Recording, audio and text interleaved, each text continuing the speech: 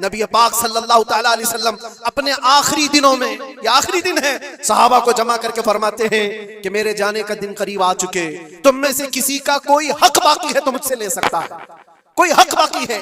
वो सैयदुल अंबिया है, जिनकी एक जुबान पर अल्लाह तबारक व तआला किसी को जन्नत अता करे, वो रसूल कहता है कि तुम में से किसी को कोई हक बाकी है तो ले सकता है।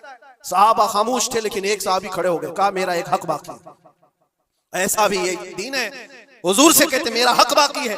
हुजूर ने फरमाया क्या बाकी, आज ले सकते हो। उन्होंने कहा पैसा नहीं, दौलत नहीं।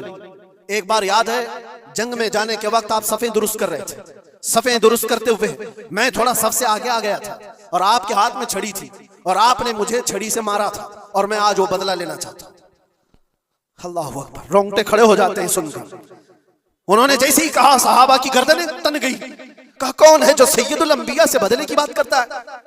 हजरत उमर तलवार निकालते। हुजूर ने फरमाया खामोश उमर, ये इस्लाम है, ये इस्लाम है, अंदर रखो।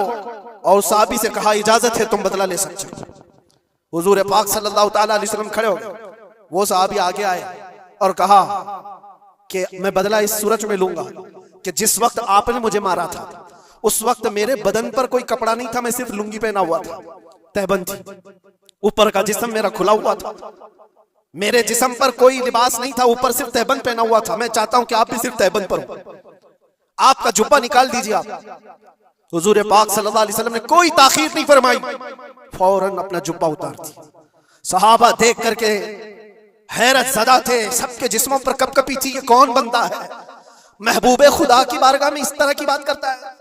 अल्लाह तबारक व तआला जिसके लिए हुक्म फरमाए, जिब्राइल जिसके कदमों का बोसा ले, आज वो सैयदुल अंबिया के सामने बदले की बात कर रहे हैं। सब हैरत ज़दा थे, लेकिन फरमान था मुस्तफा का, किसी ने कुछ नहीं कहा।